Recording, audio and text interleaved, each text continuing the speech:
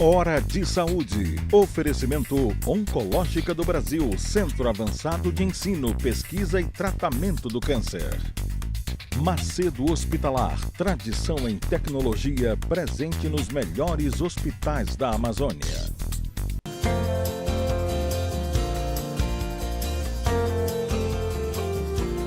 Voltamos. Eu estava falando que 10, 12 dias, às vezes lembra o Remo quando ele não ganha, mas é só de brincadeira. Mas, Dilma, eu tenho uma pessoa que está há uns dias, 10, 12 dias, com febre todo dia, tá? Essa febre cessa quando a gente toma Novalgina, dipirona, essa coisa? Melhora, mas Melhora. ela volta. Mas ela volta. Como toda febre, Como né? toda febre. É. Então, e se o indivíduo tomar antibiótico? Assim, imagina que ele está numa cidade do interior. Não vai resolver. Não vai resolver porque é uma parasitemia. Uma parasitemia, não vai resolver. E existe um tratamento etiológico específico para isso. Aí eu desconfio. Para onde eu mando esse paciente? Então, aqui em Belém a gente tem o Evandro Chagas, o Barro Barreto, o Hospital de Clínicas, que são as nossas referências. Para onde eu mando? Então, dependendo do local onde você atende esse paciente, por exemplo, se for na rede privada, você orienta ele, dependendo do local, de que bairro ele é, porque nós temos os postos de saúde em todos os lugares, né? Então, todos eles aqui na capital, eles estão preparados para fazer sorologia e parasitológico. Sério? Sim, sim. Ele vai tirar o sangue e vai fazer o diagnóstico. Aí você vai encaminhar esse paciente para as unidades de saúde. As URIs. Isso. Você vai encaminhar. Na minha época era posto de saúde. Agora mudou. URIs. Agora é URIs. Então, você vai encaminhar esse paciente, tá? Ou você também tem uma outra alternativa. Você pode encaminhá-lo para a vigilância de Belém e essa vigilância, ela vai orientar esse paciente, dependendo do bairro onde ele esteja, para fazer a coleta. Tá? Então, ele é coletado, este sangue, e é mandado para o laboratório central, que é o LACEN, para que haja... Ainda é ali no lado do Paz de Carvalho? Ainda é ali? Não, mudou. É lá em Ananindeua. Fica em Ananindeua. Aí manda para lá? Manda para lá e feita a leitura. LACEN, abreviatura de Laboratório Central. Central. Do Estado, tá? E aí é feita a leitura, tá? Ou então, lá mesmo na unidade, já faz o parasitológico. Agora, uma das coisas que eu vou insistir, e aí eu quero conversar com todos, é fazer o parasitológico, que é o que dá o diagnóstico da fase aguda. Insistir e fazer várias vezes. Tá?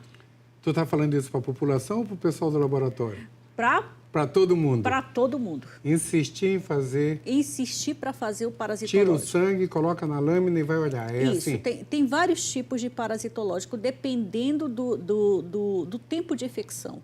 Até 30 dias, você pode fazer isso, colocar o exame a fresco. Né? Você tira o sangue e olha no microscópio. Tá? Passou de 30 dias, ele já não tem uma boa sensibilidade. Então, você faz os métodos de concentração, que chama-se microhematócrito, estru, que tenta concentrar o parasita para poder pegar. Isso, exato. Pegou o parasita. Eu sou da época que Chagas não tinha tratamento. Uma pessoa com doença de Chagas tratava com sequência. Colocava marca-passo, tratava insuficiência cardíaca, mas não tinha tratamento para doença Chagas em si. Sim. Hoje tem. Sim, tem tratamento. Faz quanto tempo, hein, Dilma? Esse tratamento faz muito tempo que ele existe. Tem o quê? Uns 20, 30 anos? Muito mais. É que eu tenho quase 40 de médico. Esse ano eu faço 40 de médico. Tem quase um século. Foi quase desde que o Carlos Chagas descobriu a doença, mais ou menos. Mas já tratava? Sim, faz o tratamento etiológico, que nós para tentar eliminar este parasita. Só trata na fase aguda ou pode tratar... Eu descubro que há 6 meses alguém teve Chagas. Dá para tratar ainda? Então, isso é uma controvérsia muito grande da literatura. Deixa eu te falar. O que nós tratamos? Que isso é consensual. Os consensos e as diretrizes, elas nos recomendam, tá? Que a gente trate as crianças na fase aguda, tá? Que trate todo mundo na fase aguda. O que está em discussão é se a gente vai tratar o crônico recente, que é aquele paciente que tem infecção a partir de 6 meses, até 6 meses de infecção. Até 6 meses. Sim. Então, isso daí. E muitos estudos mostram que diminui a parasitemia, tá? Quando você tem o acometimento cardíaco. Então, é muito controverso. Se o coração está grande, alguns grupos de pesquisadores não tratam, porque acham que não vai reverter a lesão cardíaca. Tá? Então, nós temos um grande estudo, que é o estudo Benefit, que mostrou que só diminuiu a carga parasitária, porém, quando este coração ficou grande, quando ele tinha acometimento cardíaco, esses pacientes não se beneficiaram com o uso do tratamento etiológico. Certo. O tratamento cura na fase aguda?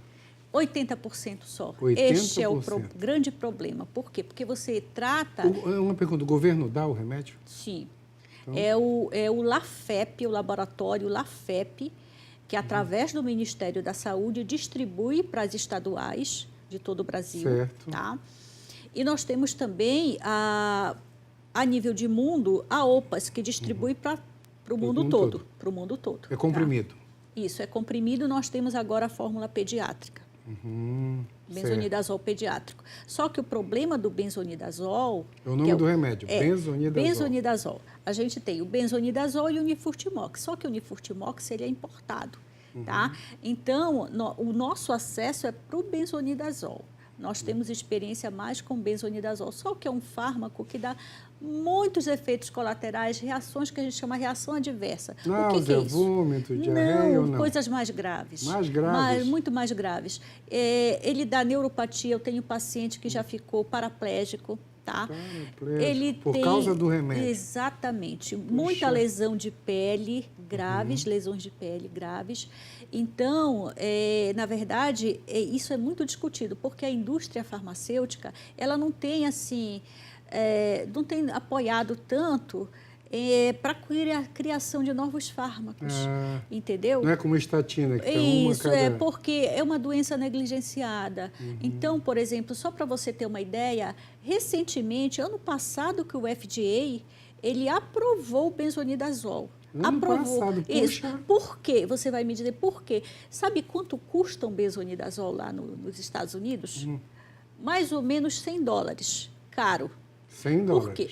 Porque eles não têm doença de Chagas aguda. O que eles têm são aqueles pacientes que viajam infectados da América do Sul, certo, principalmente do Brasil, Venezuela, esses países da América do Sul, eles viajam e adoecem lá. Aí então, volta. eles vão gastar um dinheiro muito grande para fazer para um grupo pequeno. E então, o remédio sai caro. Certo. Entendeu?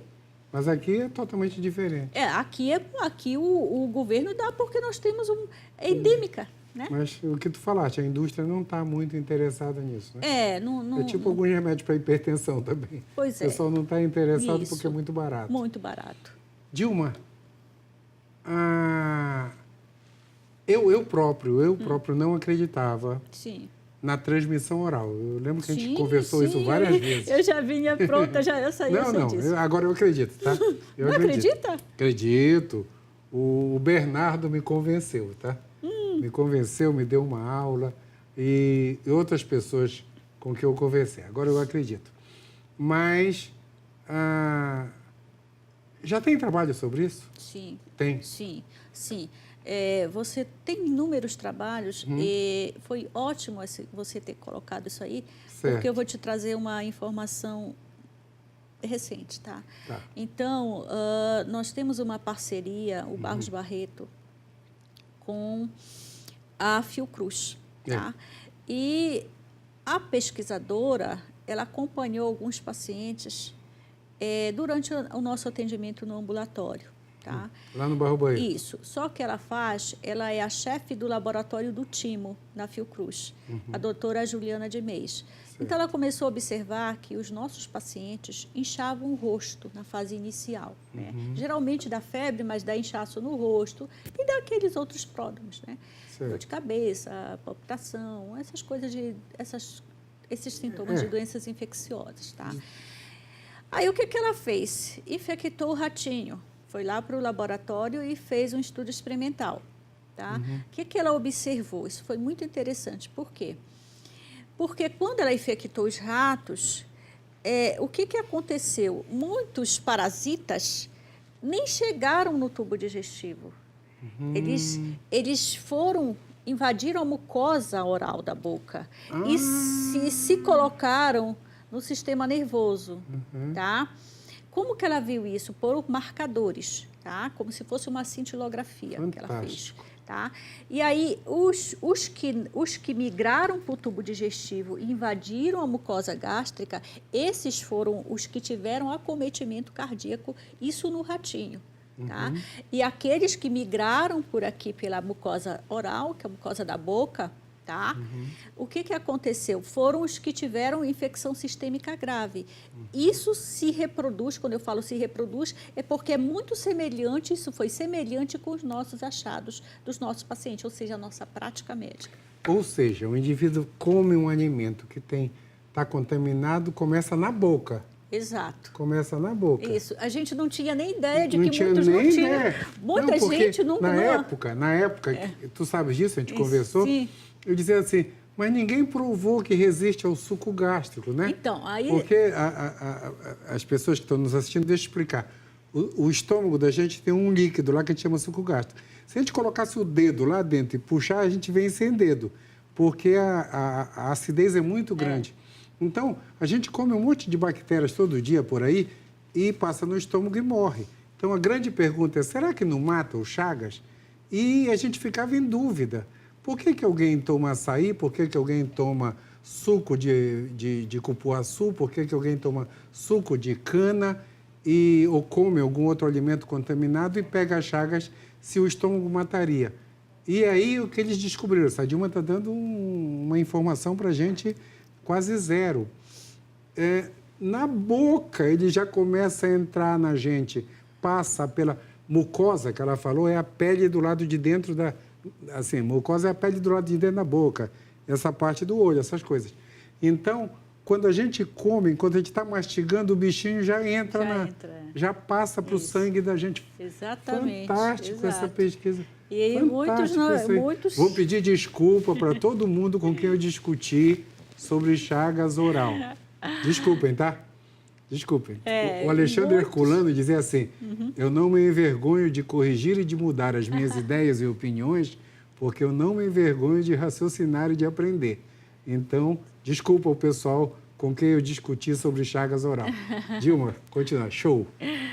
Então, esse racional, porque você sabe que não é só você, algumas outros investigadores e outras pessoas realmente não acreditavam, como você falou, mas é por causa desse detalhe. Eu participei, há uns 4 anos atrás, eu dei uma aula num congresso de doenças infecciosas, deu uma confusão na hora do Chagas oral, porque tinha assim, metade do auditório acreditava que sim, e metade do auditório acreditava que não. Isso em termos de Brasil, né? Então, é uma quantidade enorme de... Mas você viu que muitos nem chegam no tubo digestivo. Não, nem chegam. Fantástico isso aí. Então, agora vamos correr atrás e vamos tratar. Né, Dilma? Puxa, isso. Dilma. Como a gente está no último momento, considerações finais. Eu vou te convidar de novo para voltar aqui para continuar esse assunto, tá? Sim, com certeza. Então, tá. Considerações finais. A palavra final é tua. Bom... o que a gente tem a dizer realmente em relação à doença de Chagas é a suspeição. Eu volto a falar principalmente não é só para o cardiologista, mas para os médicos de uma forma geral, para quem está no interior, que suspeita da doença de Chagas, ela deve ser incluída na suspeição quando dá febre, principalmente quando dá febre, e febre prolongada. Então, tem que ser incluída na suspeição. Tá? E tem que se preocupar com o coração. Geralmente, o coração ele é afetado na fase inicial, os exames alteram, o eletrocardiograma altera nessa população. Tá? Então, e ter cuidado também com a higiene dos alimentos. Tá? Então, principalmente observar de onde você está consumindo aquele alimento. E não é só o açaí, é a falta de higiene. Tá, gente? Então, eu vou focar bastante nisso. Não é o açaí que transmite doença de Chagas, é a falta de higiene nos alimentos, tá? De uma forma geral, ok? Ok. Dilma, logo tu volta para a gente continuar essa história, tá? Continuar essa história, falta... eu acho que agora que nós somos os campeões, a gente tem que alertar todo mundo, tá? Sim, todo mundo. Sim. Eu acho que a gente tem que chamar a atenção, eu acho que todo Todo domingo eu vou chamar a atenção disso. Olha, só e para logo, você logo ter tu uma volta. ideia, ano passado nós tivemos 252 pessoas. Isso são dados da literatura. Então, por exemplo, 10% das pessoas que infectam com doença de Chagas, tá? 10%, isso é literatura mesmo, tá? 10% vão ter acometimento cardíaco. Do coração. Com formas graves. Graves. Forma cardíaca grave, que precisa de transplante, que precisa de CDI. Então, se tu fizer 10% de uma média de 130, dá quanto? 13. Todo mês. Todo ano. Tu vai juntar muita coisa. 13 por ano que vão precisar de transplante ou de CDI. Exatamente. CDI, que ela falou, é aquele marca-passo que é uma opção ao transplante. Isso, exatamente. Fantástico. Tá. Obrigado, Dilma. Logo, logo tu volta. Pessoal, a gente estourou o tempo demais.